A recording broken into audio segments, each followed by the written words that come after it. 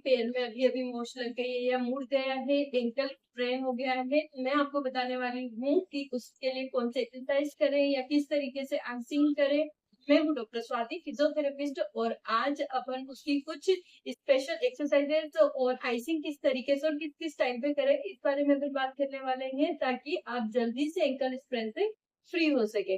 Mainly जो ankle sprain होता है वो आउटर साइड में होता है, मतलब बाहर की तरफ किस तरीके से आपका पैर मुड़ता है। तो जो मेन पोजीशन होती है आपके लेग की वो ये वाली होती है, जिसमें कि बहुत ज्यादा पेनफुल रहता है। इसमें भी बहुत सारे लोग कंफ्यूज रहते हैं कि एंकल स्प्रेन हुआ है या कोई बोन डैमेज हुई है, फ्रैक्चर हुआ है। अगर आप पैर पर प्रॉपर खड़े हो पा रहे हैं, इस तरीके से वेट पेयर कर पा रहे हैं आपका, और एक दो कदम इस तरीके से चल पा रहे हैं, तो इसका मतलब फ्रैक्चर नहीं है। क्योंकि अगर फ्रैक्चर होता और अगर आप एक दो कदम चलते तो बहुत सीवियर पेन होता है, लेकिन सिर्फ लिगामेंट स्प्रेन में इतना सीवियर पेन नहीं होता है चलने में। सो अगर आप चल पा रहे हैं तो इसका मतलब आपका फ्रैक्चर नहीं है। एक क्लिनिकली अपन देख सकते हैं, जब अगर आप एक्सरे कराने की कंडीशन में नहीं है, या फिर आपका नाइट में मुड़ा है, आप मॉर्निंग तक कंफ्यूज है, उस तरीके से आप देख सकते हैं। जो स्वेलिंग होगी विदाउट फ्रैक्चर वो इसी एरिया में रहेगी, इतना पूरी ज्यादा स्वेलिंग नहीं पड़ेगी। लेकिन फ्रैक्चर वाली चीज में बहुत थोड़ी स्वेलिंग ज्यादा होती है कंपेयर टू लिगामेंट स्प्रेन। ये भी एक तरीका है, आप इसमें देख सकते हो।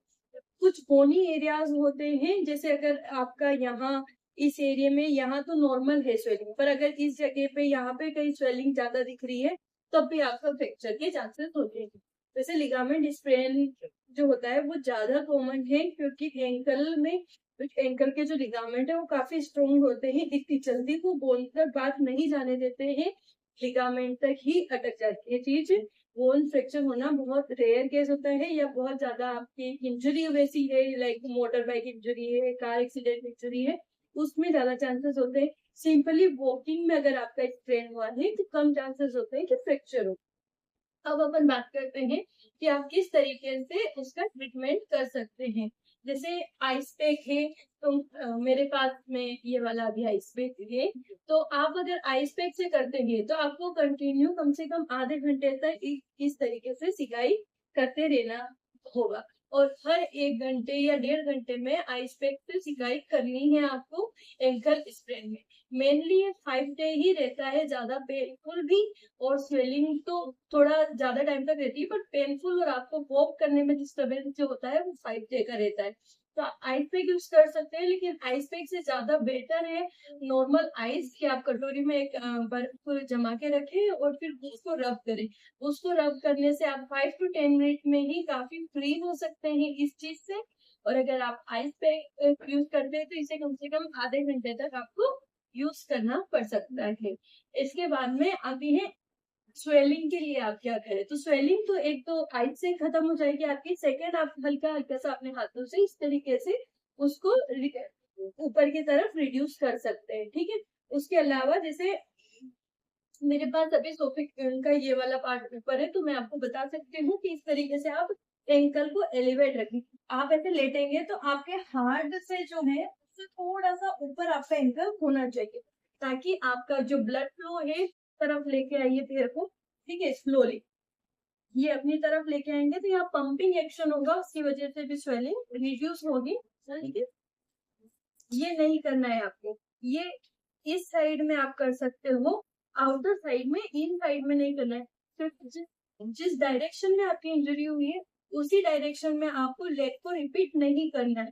अगर आप सेम डायरेक्शन में लेग को रिपीट करेंगे तो आपकी जो इंजरी वाली एरिया है वो अगेन अगेन स्टिमुलेट होगा, उससे पेन आपका अगेन बार बार रिपीट होगा।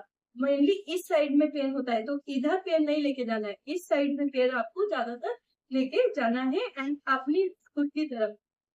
जैसे आप फर्स्ट मूवमेंट ये होगा, सेकंड मूवमेंट ये वाला आपका होगा, एंड आप फिंगर मूवमेंट्स भी कर सकते हो, ठीक है। अगर आप ऐसे वर्किंग प्लेस में हो जहाँ पर आप रेस्ट नहीं कर सकते, या फिर आपके पास ज्यादा टाइम नहीं होता है, आपको पैर पे खड़े रहना का भी काम पड़ता है, रेस्ट नहीं ले सकते, ऑफिस से छुट्टी नहीं ले सकते, तो आप फिजियो कर सकते हो, क्योंकि फिजियो में क्या होगा, अल्ट्रासाउंड एंड आईओटी जो मोडालिटीज होगी ये पेन रिडक्शन में सबसे फास्ट वर्क करती है, स्वेलिंग रिडक्शन में जब सबसे फास्ट वर्क करती है। मैं ये इसलिए बता रही हूँ क्योंकि अभी की जो फास्ट लाइफ है हमारी, उसमें हमारे पास टाइम नहीं होता है कि हम आधे घंटे एक्टिंग कर पाए या फिर हम पूरा प्रॉपर रेस्ट ले पाए।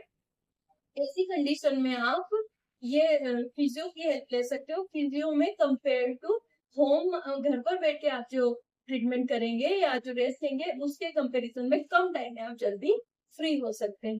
होप ये नॉलेज आपके लिए काम